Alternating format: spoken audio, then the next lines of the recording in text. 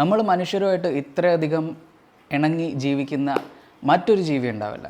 ഞാൻ പറഞ്ഞു വരുന്ന നായയെക്കുറിച്ചാണ്.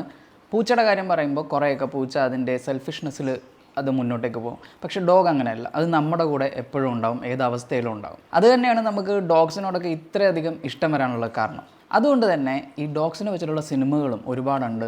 അതിൻ്റെ ലോയൽറ്റി കാണിക്കുന്ന സിനിമകൾ. അത്തരത്തിൽ ഞാൻ കണ്ടിട്ട് എനിക്ക് ഏറ്റവും ഇഷ്ടപ്പെട്ട 2 സിനിമകളുണ്ട്. ഒന്ന് ഹാച്ചി, പിന്നെ ഒന്ന് മാർലി ആൻഡ് മീ. ഹാച്ചി കുറച്ചുകൂടി സെൻറ്റിമെൻറ്റ്സ് ക്രിയേറ്റ് ചെയ്യുന്ന ഒരു സിനിമയാണ്. മാർലി ആൻഡ് മീയുടെ കാര്യത്തിലേക്ക് വരുമ്പോൾ അത് ഫീൽ ഗുഡാണ്, ഒരു കോമഡി മൂവിയാണ്. നമ്മളെ ചിരിപ്പിക്കുന്നതിൻ്റെ ഒപ്പം തന്നെ കരയിപ്പിക്കാനും ആ സിനിമയ്ക്ക് കഴിയും. അതിൻ്റെ രണ്ടിൻ്റെയും അത്രയൊന്നും വരില്ലെങ്കിലും നിങ്ങൾക്ക് തീർച്ചയായിട്ടും കാണാൻ പറ്റുന്നൊരു സിനിമയാണ് ആർതർ ദി കിങ്.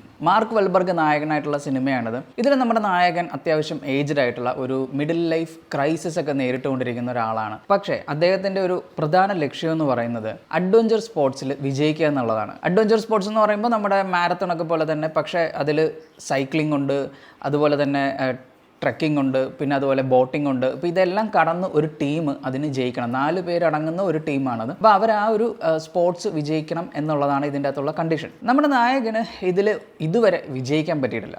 മാത്രമല്ല ലൈഫിലാണെങ്കിലും ഒരുപാട് ക്രൈസിസ് പുള്ളി നേരിടുന്നുണ്ട്. അപ്പോൾ ഒരു 1 ലാസ്റ്റ് ഷോട്ട് എന്നുള്ള രീതിയിൽ അദ്ദേഹം ഒരു ടീമിനെ സെറ്റ് ചെയ്തെടുക്കുന്നു. മുമ്പുണ്ടായിരുന്ന മെമ്പേഴ്സിനെ കൂടാതെ പുതിയ ആളും ഇതിൽ വരുന്നുണ്ട്. അങ്ങനെ ഇവർ ആ ഒരു അഡ്വഞ്ചർ സ്പോർട്സിന് പോവുകയാണ്. അതിൻ്റെ ഇടയ്ക്ക് ഒരു സ്ട്രേ ഡോഗ്, ഒരു തെരുവ് നായ അവരുടെ കൂട്ടത്തിലേക്ക് വരുന്നു. അപ്പോൾ നായകൻ സ്നേഹപൂർവ്വം മീറ്റ് ബോൾസ് കഴിക്കുന്നതിനായിട്ട് പട്ടിക്ക് കൊടുക്കുന്നു. അതിനുശേഷം കാണുന്നത് ആ നായ അവരുടെ കൂടെ തന്നെ അവരെ ഫോളോ ചെയ്തുകൊണ്ട് ആ ഒരു അഡ്വഞ്ചറിൽ ഫുള്ള് പോകുന്നതാണ്. ഇവഞ്ച്വലി ആ ഡോഗ് നായകൻ്റെ ലൈഫിലെ ഒരു പാർട്ടായി മാറുന്നത് നമ്മൾ കാണുന്നുണ്ട്. ഈ സിനിമയിൽ നമ്മുടെ നായകനും ആ ഒരു ഡോഗും കണക്ട് ചെയ്യുമ്പോൾ അവരെ ഒന്നിപ്പിക്കുന്നതിലുള്ള ഒരു ഇമോഷണൽ സംഭവങ്ങളും കൂടി സിനിമ ചർച്ച ചെയ്യുന്നുണ്ട്. അതെനിക്ക് ഭയങ്കരമായിട്ട് ഇഷ്ടപ്പെട്ടു. എസ്പെഷ്യലി പറയുകയാണെങ്കിൽ ഇപ്പോൾ നായകൻ്റെ കാര്യത്തിൽ അയാളെ ലൈഫിൽ വലുതായിട്ടൊന്നും അച്ചീവ് ചെയ്തിട്ടില്ലാത്ത ഒരാളാണ്. ഏജ് ആയിക്കൊണ്ടിരിക്കുന്നു. അപ്പോൾ പതുക്കെ ഒരു ഫെയ്ഡിങ് ഫീൽ ഉണ്ട്. അതുപോലെ തന്നെ ഡോഗ് ആണെങ്കിലും സ്ട്രേ ഡോഗ് ആയതിനു മുമ്പ് എന്തായാലും അതിനൊരു ലൈഫ് ഉണ്ടായിട്ടുണ്ടാവണം. അപ്പോൾ അത് തഴയപ്പെട്ടിട്ടുള്ള ഒരു ഡോഗാണ്, സ്ട്രീറ്റിലേക്ക് തള്ളപ്പെട്ട ഒരു ഡോഗാണ്. അപ്പോൾ അതുകൊണ്ട് തന്നെ ചുരുക്കത്തിൽ പറഞ്ഞാൽ 2 പേർക്കും അവരുടേതായിട്ടുള്ള സ്ട്രഗ്ലിങ്സ് ഉണ്ട്. അപ്പോൾ ആ 2 പേരും ഒന്നിക്കുമ്പോൾ അതിൻ്റേതായിട്ടുള്ളൊരു ബ്യൂട്ടി ഉണ്ടാവുമല്ലോ. അപ്പോൾ അത് ഈ സിനിമ നന്നായിട്ട് ചർച്ച ചെയ്യുന്നുണ്ട്. ഇതൊരു റിയൽ ലൈഫ് ഇൻസിഡൻറ്റിനെ ബേസ് ചെയ്തിട്ടുള്ളൊരു സിനിമയാണ്. റിയൽ ലൈഫിൽ ഇത്തരത്തിലൊരു അഡ്വഞ്ചർ സ്പോർട്സ് നടത്തുന്ന ഒരാളുടെ അടുത്തേക്ക് ഇങ്ങനെ ഒരു ഡോഗ് എത്തിച്ചേരുകയും അയാളുടെ ലൈഫിൽ ഒരു വലിയൊരു മാറ്റം ഉണ്ടാവുകയും ചെയ്യുന്നുണ്ട്. ഈ ഒരു ഡോഗും ഈ ഒരു ഇൻസിഡൻറ്റും എല്ലാം തന്നെ വളരെ ഫേമസ് ആവുകയും ചെയ്തിട്ടുണ്ടായിരുന്നു ആ ഒരു ടൈമിൽ. നമ്മളൊക്കെ പൊതുവേ ഡോഗിനെ ഒന്നെങ്കിൽ വാങ്ങും അല്ലെങ്കിൽ അഡോപ്റ്റ് ചെയ്യും. പക്ഷെ നമ്മുടെ അടുത്തേക്ക് ഇങ്ങനെ എത്തിച്ചേരുന്നത് വളരെ റെയർ ആയിട്ടുള്ള ഒരു ഇൻസിഡൻ്റ് ആണ്. നമ്മളെയൊക്കെ പൊതുവേ കടിക്കാനോ ഓടിച്ചിടാനോ ഒക്കെ ആയിരിക്കും പട്ടി ഇങ്ങോട്ട് വരുന്നത്. പക്ഷേ ഇതിൽ അങ്ങനെയല്ല. ആ ഡോഗ് അവരെ ഒരുപാട് ഹെൽപ്പ് ചെയ്യുന്നുണ്ട്. നേരത്തെ പറഞ്ഞതുപോലെ മാർക്ക് വെൽബർഗാണ് ഇതിൽ നായകനായിട്ട് അഭിനയിച്ചിട്ടുള്ളത്. പുള്ളിയുടെ അഭിനയ പാടവത്തെക്കുറിച്ച് പറയേണ്ടല്ലോ. എല്ലാ സിനിമയിലും സെയിം അഭിനയമാണ്, പക്ഷേ അത് വർക്കൗട്ട് ആവുന്നുണ്ട്. നമ്മളെ എൻ്റർടൈൻ ചെയ്യിപ്പിക്കാൻ പുള്ളിയുടെ ആ ഒരു സ്റ്റൈലിന് സാധിക്കുന്നുണ്ട്. പുള്ളിയെ കൂടാതെ തന്നെ നമ്മുടെ ഷാങ്ചിയിലെ നായകൻ, പുള്ളിയുടെ പേരെനിക്ക് ഓർമ്മയില്ല, ഇതിൽ അഭിനയിക്കുന്നുണ്ട്. അതുകൂടാതെ നതാലി ഇമ്മാനുവൽ, എല്ലാവരുടെയും പെർഫോമൻസ് നല്ലതാണ്. അതുകൂടാതെ ഇതിൽ ഡോഗ് എനിക്ക് ഭയങ്കരമായിട്ട് ഇഷ്ടപ്പെട്ടു.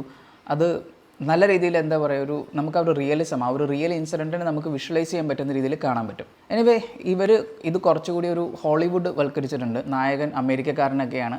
ആക്ച്വലി റിയൽ ലൈഫിൽ ആ ഒരു സ്പോർട്സ് താരം സ്വീഡിഷ് സ്പോർട്സ് താരമാണ്. നിങ്ങൾക്ക് വേണമെങ്കിൽ ഇൻ്റർനെറ്റിൽ സെർച്ച് ചെയ്ത് കഴിഞ്ഞാൽ അതിൻ്റെ ഒറിജിനൽ ഡോക്യുമെൻ്ററി ഒക്കെ കിട്ടും. സിനിമയൊക്കെ കൊണ്ടുവന്നു കഴിഞ്ഞപ്പം സിനിമ ഒരു രസമുള്ളതാണ്. പക്ഷേ നമ്മളെ ഭയങ്കരമായിട്ടൊരു എക്സ്ട്രാ ഓർഡിനറി ലെവലിൽ പിടിച്ചിരുത്തുന്ന സംഭവങ്ങളൊന്നുമില്ല. നിങ്ങളൊരു ഡോഗ് ലവറാണെങ്കിൽ, അതുപോലെ തന്നെ ഇത്തരത്തിലൊരു സ്പോർട്സ് മൂവി, പിന്നെ ഒരു ഫീൽ ഗുഡ് സിനിമ ഒക്കെ കാണാൻ ഇഷ്ടപ്പെടുന്ന ഒരാളാണെങ്കിൽ തീർച്ചയായിട്ടും ഈ സിനിമ നിങ്ങൾക്ക് ഇഷ്ടപ്പെടും. ബാക്കി സിനിമയുടെ ടെക്നിക്കൽ സൈഡ് കാര്യങ്ങളെല്ലാം തന്നെ നന്നായിട്ട് തന്നെ വർക്ക് ചെയ്തിട്ടുണ്ട്. അതിലൊന്നും എക്സ്ട്രാ ഓർഡിനറി പറയാനില്ല. പക്ഷേ എല്ലാം നല്ല രീതിയിൽ അവർ ചെയ്തിട്ടുണ്ട്. ടുവേർഡ്സ് ദി എൻഡ് നമുക്ക് കുറച്ചൊരു സെൻറ്റിമെൻറ്റ്സ് ഒക്കെ ക്രിയേറ്റ് ചെയ്യുന്നുണ്ടെങ്കിലും അതൊരു നല്ല ഒരു പോസിറ്റീവ് ലെവലിൽ തന്നെയാണ് സിനിമ അവസാനിക്കുന്നത്. അനിമൽ അബ്യൂസിനെ പറ്റിയൊക്കെ സിനിമ വളരെ സട്ടിലായിട്ട് ഇതിൽ കാണിക്കുന്നുണ്ട്. ഓവറോൾ പറഞ്ഞു കഴിഞ്ഞാൽ നേരത്തെ പറഞ്ഞതുപോലെ തന്നെ നിങ്ങളൊരു ഡോഗ് ലവർ ആണെങ്കിൽ, അല്ലെങ്കിൽ ഒരു ഫീൽ ഗുഡ് മൂവിയൊക്കെ കാണാൻ ഇഷ്ടപ്പെടുന്ന ഒരാളാണെങ്കിൽ തീർച്ചയായിട്ടും ഈ സിനിമ കാണാം. സിനിമ കണ്ടവരാണ് നിങ്ങളെങ്കിൽ സിനിമയെക്കുറിച്ചുള്ള അഭിപ്രായങ്ങൾ കമൻറ്റിൽ രേഖപ്പെടുത്തുക. വീഡിയോ ഇഷ്ടപ്പെട്ടാൽ ലൈക്ക് ചെയ്യുക, ഷെയർ ചെയ്യുക, ചാനൽ സബ്സ്ക്രൈബ് ചെയ്യുക.